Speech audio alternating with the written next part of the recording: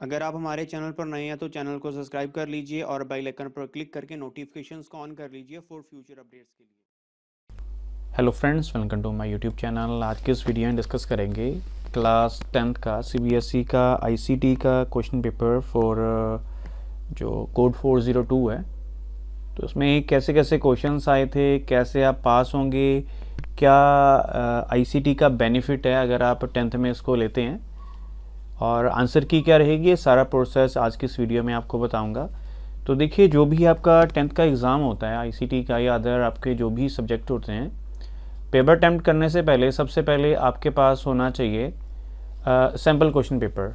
तो ये वेबसाइट है cbseacademic.nic.in। वेबसाइट पर जाकर आप यहाँ से क्वेश्चन पेपर्स या ओल्ड क्वेश्चन पेपर पुराने देख सकते हैं। लेकिन आप स्किल सब्जेक्ट के अंदर जब क्लिक करेंगे तो ये आपके सामने विंडो आएगा, इसमें जो भी आपका सब्जेक्ट है उसके ऊपर आप क्लिक कर देंगे।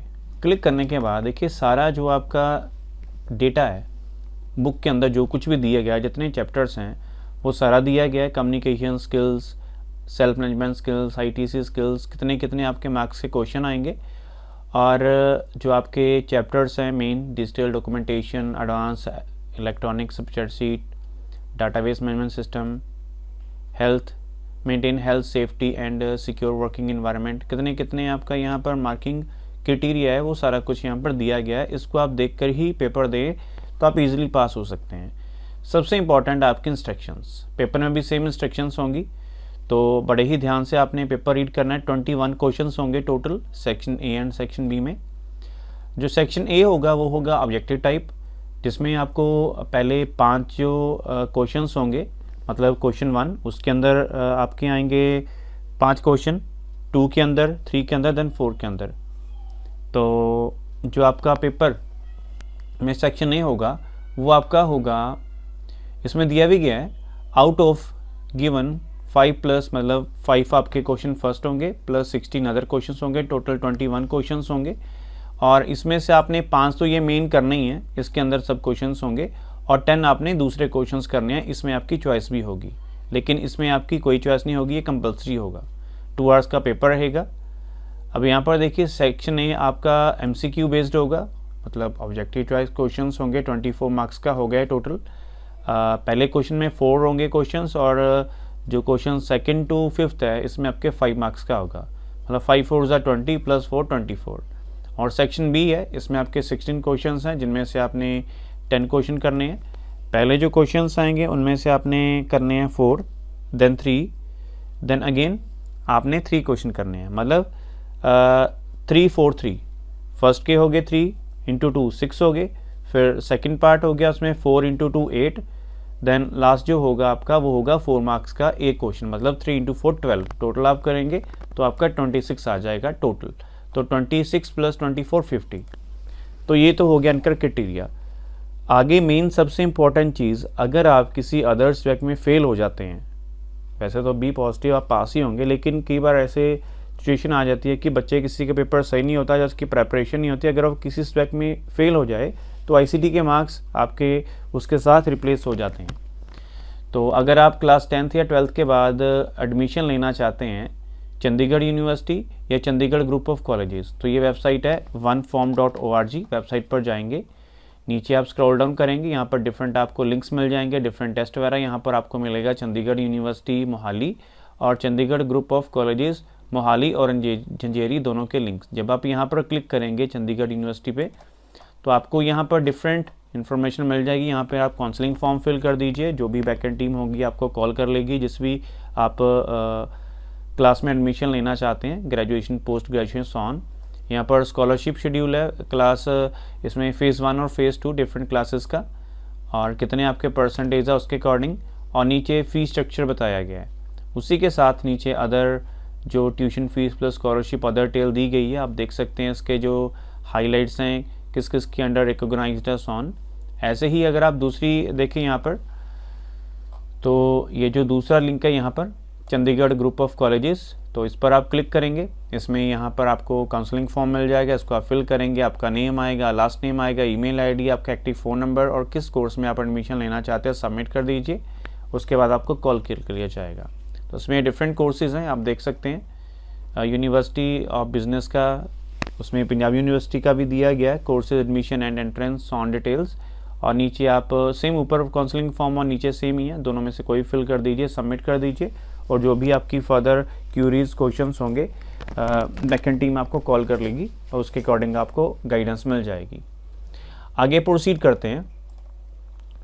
तो ये था आपका पूरा शेड्यूल जो पेपर का होता है, कैसे कैसे आपने अटेम्प्टेशन करनी है। पेपर को खाली मत छोड़िए, पेपर फुल अटैम्प्ट करके यही नहीं कि ओनली आपने एमसीक्यूज ही करने हैं, सारे क्वेश्चन अटैम्प्ट करिए। अगर थोड़ा सा भी आपको आइडिया है कि ये आंसर आएगा तो उसको ज़रूर लिखिए। नाउ सबसे इंपॉर्टेंट चीज़ जो मैं आपको बोल रहा था कि अगर आप बाई चांस किसी 2 सब्जेक्ट्स में फेल हो गए तो एक सब्जेक्ट में आपके आईसीटी के मार्क्स रिप्लेस हो जाएंगे और दूसरे में आपकी कंपार्टमेंट बन जाएगी। बाकी डिपेंड करता है, जैसे आईसीटी का तो आपको पता है पेपर 50 मार्क्स का पेपर है और 50 आपकी असेसमेंट होगी, उसमें से जो भी आप मार्क्स लेंगे मेन आपका जो होता है पेपर 50 मार्क्स का, और जो आपको स्कूल ने आगे फर्दर असेसमेंट आपकी लगाई है, जो भी आपका पोर्टफोलियो है, प्रैक्टिकल है, जिन बेसिस पर भी उन्होंने 50 मार्क्स आपके सेट किए हैं तो उसके अकॉर्डिंग होगा। अब ये है लेटेस्ट जो आपका पेपर हुआ है आईसीटी का, उसका ये क्वेश्चन पेपर है। यहाँ पर आपने रोल नंबर लिखना है, सेट सभी का सेम था। 20 पेज की आपकी आंसर शीट होती है, एक्स्ट्रा शीट आप लिखना चाहें तो ले सकते हैं। और इसमें ये जो इंस्ट्रक्शन सेम है जो मैंने आपको बताई हैं, इसमें बस 2 आवर्स का आपका पेपर है, टाइमिंग दी गई है। 10 AM आपको शीट्स मिल जाती हैं बोर्ड के पेपर में, 10:15 आपको क्वेश्चन पेपर दिए जाते हैं और 10:15 to 10:30 15 मिनट्स आप उसको रीड करेंगे। उसके बाद जब भी आपके 10:30 टू मतलब 2 आवर्स 12:30 आपका पेपर ख़त्म हो जाएगा। तो ये आपके क्वेश्चंस हैं। सबसे पहले ये चीज़ मैंने सारी आपको मार्किंग स्कीम और जो सैम्पल क्वेश्चन पेपर है उसमें से क्लियर कर दी। इसमें आप मार्किंग स्कीम भी देख सकते हैं। मार्किंग स्कीम मीन टू से कि कैसे आपके जो मार्क्स हैं वो डिवाइड होते हैं। कि जैसे फॉर एग्जांपल एक क्वेश्चन में दिया गया कि आपने इस चीज़ के 4 पॉइंट्स लिखने हैं, लेकिन अगर आपने 2 ही लिखे हैं तो उसके अकॉर्डिंग आपको मार्क्स कैसे मिलेंगे। आगे चलते हैं। ये हिंदी का, मैं इंग्लिश का रीड करता हूँ। सो फर्स्ट क्वेश्चन आया था, the school is organising a career counselling workshop, which of the following will be the most effective method of communication to inform all the students of the school।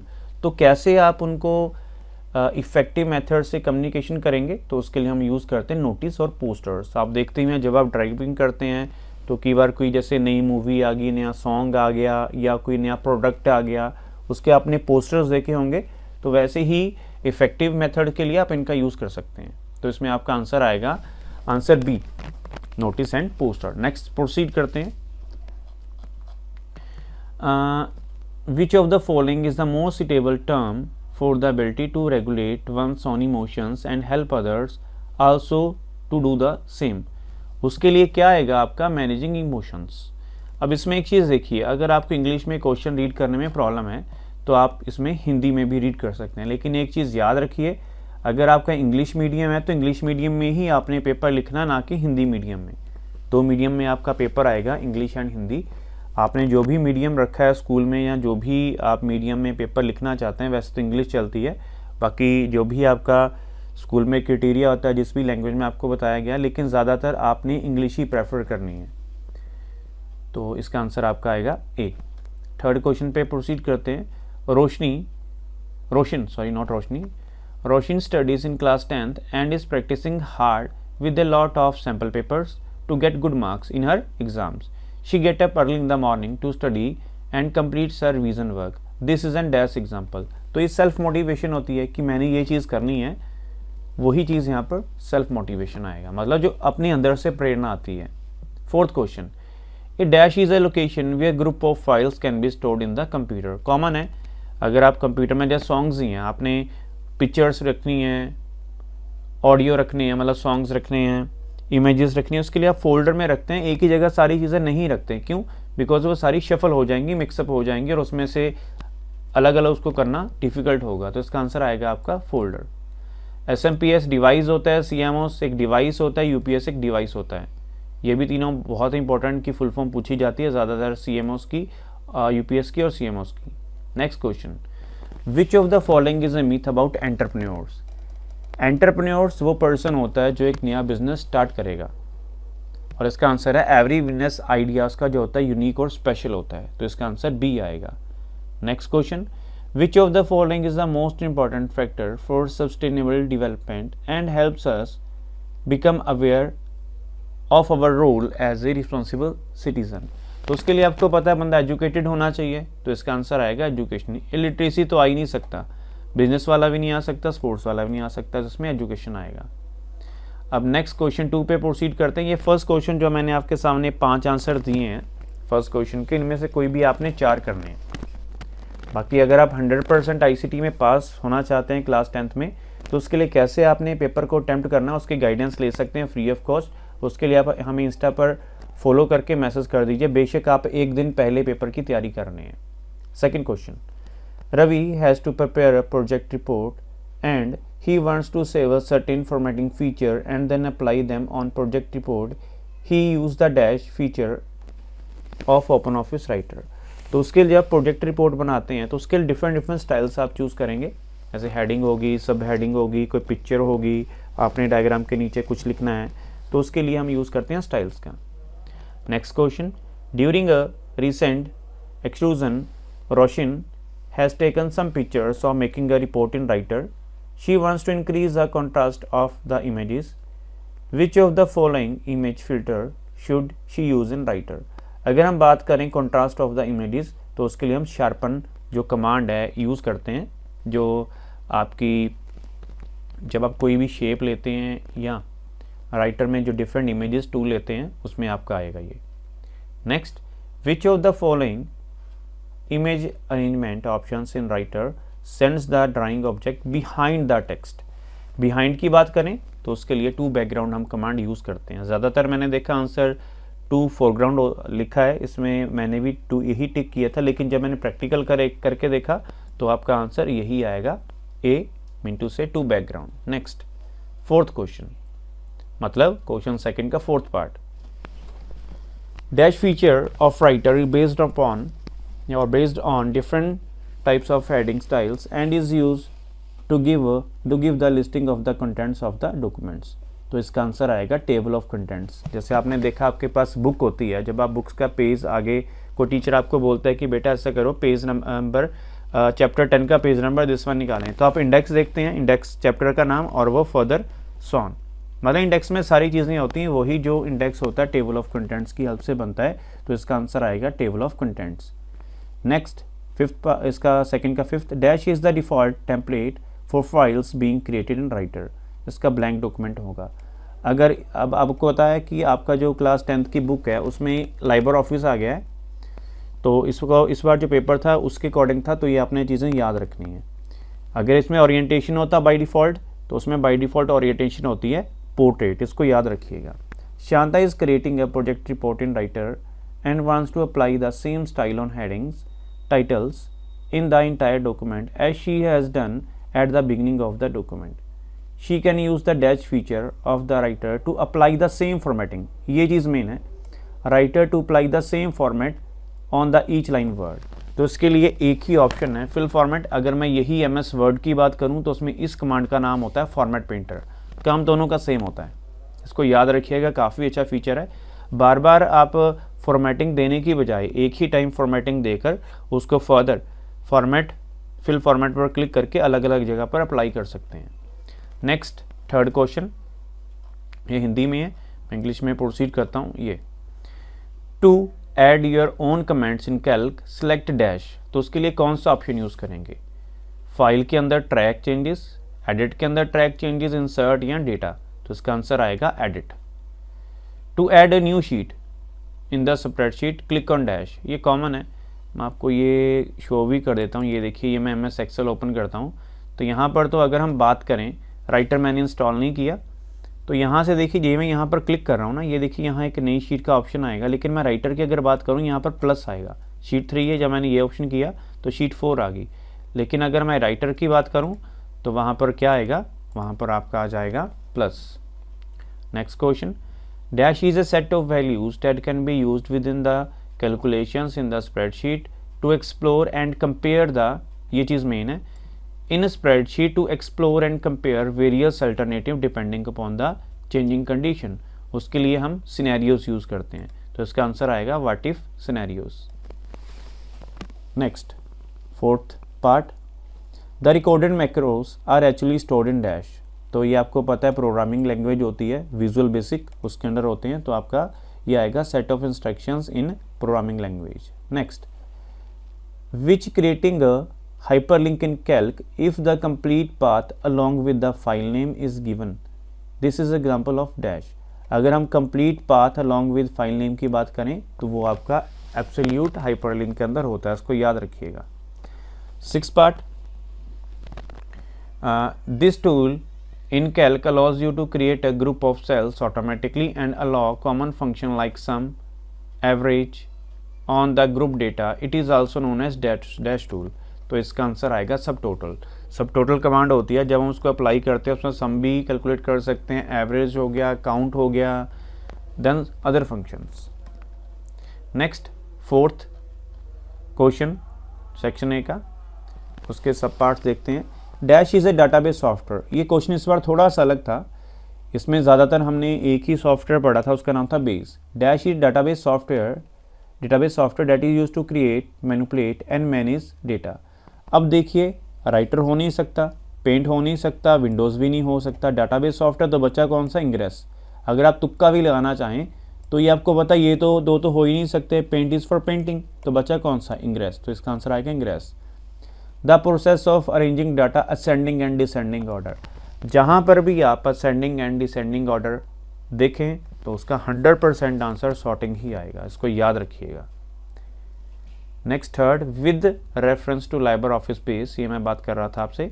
Which of the following is a valid data type to indicate monetary values, मतलब पैसे वाली values, तो उसके लिए currency हम use करते हैं। अगर हम एक्सेल की बात करें तो यहाँ पर आपको ये देखिए करेंसी ऑप्शन भी मिल जाएगा, तो इसका आंसर आएगा आपका currency. Database can be retrieved and display from one or more table in a DBMS by using query. Query method से हम करते हैं। क्यूरी इज ए कमांड जो हम यूज़ करते हैं डेटाबेस से डाटा को फेच करने के लिए। Fifth, which designing while designing a form it is suggested to get the date input by adding the dash to the date field to prevent entering invalid dates। तो इसका answer आएगा calendar. क्यों? Because यहाँ पर date input की बात कर रहा है। Next, 6th part, while designing a form titles, heading or subheadings may be adding using dash tool available in form control box। जो भी आपके टाइटल्स है, हेडिंग्स है, सब हेडिंग्स है, इसके लिए हम लेबल यूज़ करते हैं। लेबल जैसे आपने देखा होगा, आप ईमेल आईडी बनाते हैं, आप लिखते हैं नेम के आगे एक बॉक्स आता है, वो सारी चीज़ें किससे बनती है, लेबल से। मैं आपको एग्जांपल दे रहा हूँ, एग्जांपल से आपको चीज़ें ज़्यादा इजीली होगा समझना। नाउ लास्ट क्वेश्चन आ गया, जो सेक्शन ए के MCQs थे, इसमें से भी आपने मतलब जो आपका पार्ट फर्स्ट है, क्वेश्चन फर्स्ट है, इसमें से आपने 6 में से 4 करने हैं, बाकी सभी में से आपने 6 में से 5 करने हैं, जो MCQs हैं। Dash is a state of physical, mental and social wellbeing, तो इसमें क्या आएगा, कॉमन है, हेल्थ है। विच of the following is A class B ignition material, ये थोड़ा सा साइंस के रिलेटेड आ गया, ये आपका सस्टेनेबल जो डेवलपमेंट चैप्टर है उसमें होगा। तो क्लास B इग्निशन मटेरियल कौन सा होता है, guess. The dash has prepared the policy to provide employees with a healthy and safe work environment, तो ये डू इट में होगा। RSI कॉमन टर्म है, ये यूज़ करते हैं full form, repetitive strain injury, ये कीबोर्ड चैप्टर में होगा, जब आप टाइपिंग करते हैं तो उसमें ये चीज़ें होती हैं। 5th, dash is the science that deals with designing and arranging the things at work place. Common चीज़ें हैं, एरोगोनॉमिक्स, आपका सिटिंग पोस्चर हो गया, हैंड मूवमेंट्स होगी, अपनी वर्क प्लेस पर चीज़ों को अपने सेट करके रखना है जो आप इजीली उसको असेस कर सकें, तो उसका आंसर आएगा ergonomics. Next, last, which of the following is a wrong safety guideline. तो इसमें देखिए रॉन्ग क्या है कि आपके जो कपड़े होते हैं, ड्रेस होता है, मतलब वेयर लूजिंग क्लोथ्स और jewellery while working with machines. आपने देखा होगा, काफ़ी वीडियोस भी आपने देखी होंगी, जो लूज़ क्लोथ्स होते हैं जब मशीन में कई बार फंस जाते हैं, या ज्वेलरी थिंग्स हैं वो गुम जाती है, तो आपने ये चीज़ों को इग्नोर करना है। मतलब वेयरिंग लूज क्लोथ, मतलब आपने थोड़े टाइट क्लोथ पहनने हैं, और jewellery while working with machines, तो इसको आपने नहीं करना। तो ये नेगेटिव पॉइंट है, उसने यहाँ पर रॉन्ग पूछा है। नाउ ये तो हो गए हमारे MCQs। अब मेन आ गए हमारे सेक्शन बी। इसमें से 5 में से आपने 3 करने हैं। कोई भी आप 3 कर सकते हैं, ये नहीं कि 7 है। बढ़िया कि क्वेश्चन नंबर आपने सही डालना है। 2 C's ईजी है, स्ट्रेस मैनेजमेंट, स्ट्रेस को मैनेज करना, कंप्यूटर को परफेक्ट कंडीशन में कैसे आप लेकर आ सकते हैं, विंडोज़ को अपडेट करते रहिए, एंटीवायरस इंस्टॉल करिए, अननेसेसरी प्रोग्राम्स को अनइंस्टॉल कर दीजिए, और डिस्क मैनेजमेंट होता है, डिफ्रेगमेंटर, उसको रन करिए। सॉफ्टवेयर्स भी आते हैं, ग्लैरी यूटिलिटीज हो गया, CC क्लीनर, इसको रन करिए, टेम्प फाइल्स इरेज कर दीजिए। ये सारा आपकी वर्किंग को मेंटेन करेगा। 4 functions of entrepreneur, risk taker होता है और एडवांस चीज़ों को वर्क करता है। ऊपर हमने एक पॉइंट भी पढ़ा था उसमें MCQs में, वो भी आप इसमें ऐड कर सकते हैं। 2 problems related to sustainable development, food हो गया, और फूड उसमें लिख दीजिए, और क्रॉप्स रिलेटेड थोड़ा सा लिख दिए। फूड हो गया, और फ्यूचर जनरेशन के लिए मटेरियल जो फूड है और अदर चीज़ें उनको सेव करके रखना। नेक्स्ट 6 करने हैं, 4 करने आउट ऑफ 6।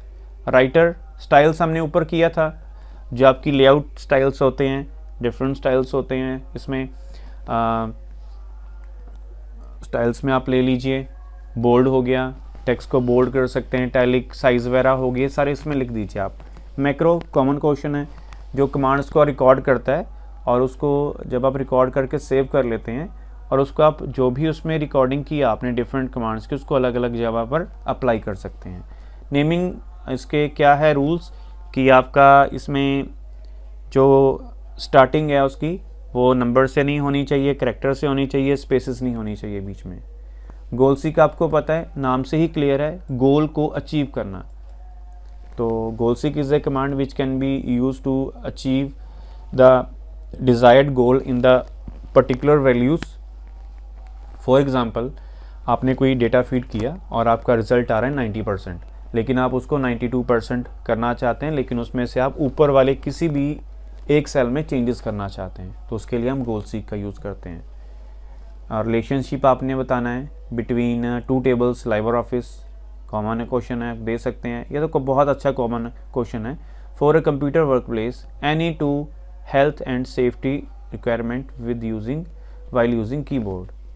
कीबोर्ड में आपको पता है आपने टेबल्स नहीं रखने, वाटर नहीं उसके क्लोज रखना, और बस ये 2 मेन चीज़ें हैं। बाकी ये कि कीज़ को थोड़ा आपने ज़्यादा हार्डली प्रेस नहीं करना, स्मूथली प्रेस करना है। अगर कीबोर्ड पर डस्ट है थोड़ा उसको साफ़ करते रहना है। तो ये चीज़ें इसमें होंगी। एक्सेसिव यूज़ ऑफ कंप्यूटर, इसमें क्या होगा, बैड इम्पैक्ट आपको पता है, आई साइट वीक हो जाती है, स्वेलिंग की बार हो जाती है, कई बार आई से पानी निकलता है। तो ये कॉमन सी चीज़ें हैं। और एक को आपको पता है, जब आपको एक स्पेक्स भी आती हैं, स्पेक्स, अगर आप उसको यूज़ करेंगे तो जो इनमें से रेज़ निकलती हैं LCD में से, तो वो ज़्यादा हमारी आइज़ पर इफ़ेक्ट नहीं करती। और भी कुछ आप लिख सकते हैं, लिखना चाहें। इसमें पूछा है बैड इफेक्ट ऑफ विज़न, बस यही इसमें लिख दीजिए आप। हेडेक भी हो जाता है, आपको पता है ज़्यादा आप टाइम तक काम करेंगे, तो ये सारी चीज़ें आप इसमें लिख सकते हैं। नेक्स्ट क्वेश्चन, लास्ट क्वेश्चन आगे, इसमें से आपने 5 में से 3 करने हैं। ग्रुपिंग आपको पता है, डिफरेंट आप लेंगे, शेप्स ले लीजिए या ऑब्जेक्ट्स ले लीजिए, उसको कंबाइन करना, date means grouping. Text wrapping, text की ग्रुप आप लिख दीजिए, कैसे कर सकते हैं टेक्स्ट रैप को। जैसे मैं ऊपर हमने एक ऑप्शन भी शायद किया था, बैकग्राउंड ऑप्शन था उसका answer, to background, foreground, background, वो ऑप्शन इसमें आएंगे। इमेज की अलाइनमेंट, इमेज को आप एक जगह से दूसरे अलाइन कर सकते हैं, top, centre, bottom, left, right, ये सारी इसमें लिख देना। बाकी ये आपका केस स्टडी बेस्ड क्वेश्चन है, इसका आंसर पहले का कंसोलिडेट आएगा, दूसरे का डेटा प्लस कंसोलिडेट, थर्ड का function can be use to display total of all sales, sum function use करेंगे, और लास्ट का हाइपरलिंक आएगा। इसको आप देख लेना, ये थोड़े क्वेश्चन रीड करके ही देने वाले हैं आंसर। ये बहुत अच्छा क्वेश्चन है कि आपने एक साइन किया है contract of handling fire safety and emergency company के साथ, आपने इसके रिलेटेड अवेयरनेस आपने फैलानी है, तो उसके लिए 2 फायर प्रिवेंशंस कौन कौन सी होनी चाहिए आपको पता है, how to use fire extinguisher, और जो वाटर जो होता है आपको पता है, जैसे हॉस्पिटल्स की मैं बात करूं, उनमें एक स्पेशल डिवाइसेस लगे होते हैं। अगर ऊपर आपने देखा होगा छत पे, अगर आप थोड़ा सी भी उसके ऊपर कोई धुआं या कोई चीज़ होगी, ज़्यादा हीट होगी, तो वहाँ से पानी छोड़ना शुरू कर देगा। तो वो भी इसमें आप लिख सकते हैं। 2 बेसिक इमरजेंसी हैंडलिंग प्रोसीजर्स, इसमें एग्ज़िट होना चाहिए, ठीक है, जब फायर वगैरह लग जाए। बेल सिस्टम होना चाहिए। तो ये 3-4 चीज़ें होती हैं जो इसमें होनी चाहिए। और भी बहुत है, मैंने कॉमन आपको बता रहा हूँ सो डैट मेरी वीडियो ज़्यादा लंबी ना जाए। डेटाबेस की 2 एडवांटेजेस बहुत अच्छी हैं। इसमें डुप्लीकेसी नहीं होती, यूनिक डेटा वैल्यूज़ होती हैं। 2 और मोर टेबल्स को आप आपस में इंटरलिंक कर सकते हैं। मैनी टू मैनी रिलेशनशिप, एक टेबल को दूसरे तीसरे के साथ लिंक होता है, इसमें ये लिख देना। लास्ट क्वेश्चन है इसमें 21, इसमें दिया गया ये चीज़ें, तो इसके अकॉर्डिंग आपने ये सारे आंसर्स देने हैं। ये जो आपके सामने लिखा गया है कि इसमें चलिए इंग्लिश में आते हैं। ये इसके आंसर्स हैं। ये एक टेबल दिया गया है आपके सामने, तो ये टेबल के अकॉर्डिंग आपने आंसर देना है। सबसे पहले जो था इसमें दिया कि you are given the task to design the student database. उसके लिए आप क्या क्या यूज़ करेंगे? स्टूडेंट आईडी किस में होगी? करेक्टर, वेरिएबल करेक्टर, सॉन। और जो बाकी आपका है वो आपका किस में होगा? इंटीजर में। कौन सा? एज। उसके बाद next, database administrator you need to ensure each student है यूनिक आइडेंटिफायर। तो इसका प्राइमरी की आएगा। आइडेंटिफाई द फील्ड का सर्वेस अल्टरनेट की, तो स्टूडेंट आईडी है, उसके साथ अल्टरनेट की कौन सी होगी? Phone number. अगर फ़ोन नंबर है तो स्टूडेंट आईडी अल्टरनेट की होगी। कॉमन क्वेश्चन है, एट्रीब्यूट्स होते हैं हमारे कॉलम्स और रिकॉर्ड्स होते हैं रोज़। एट्रीब्यूट्स कितने हैं? 1 2 3 4 और रोज़ कितनी है? 1 2 3। काफ़ी स्टूडेंट्स हैं, student ID, name, age, phone number, इसको भी रो काउंट करते हैं। ये रो नहीं है, रो मीन्स डेटा जो इसमें फीड है। 3 रोज़ में डेटा फीड है और 4 इसमें एट्रीब्यूट्स हैं। फिर से बोल रहा हूँ, एट्रीब्यूट्स मतलब आपके कॉलम्स और रिकॉर्ड्स मतलब रोज़। तो ये था आपका क्लास 10th का ICT का पेपर। मेरे according all the very best for the result. आपका रिज़ल्ट अच्छा ही आएगा। बाकी कोई भी अगर आपको किसी भी क्वेश्चन रिलेटेड डाउट है तो आप कमेंट सेक्शन में कमेंट करके पूछ सकते हैं। ऐसे फ्यूचर अपडेट्स के लिए, वीडियोस के लिए हमें ज़रूर सब्सक्राइब करना। So thank you friends for watching this video and for your available time.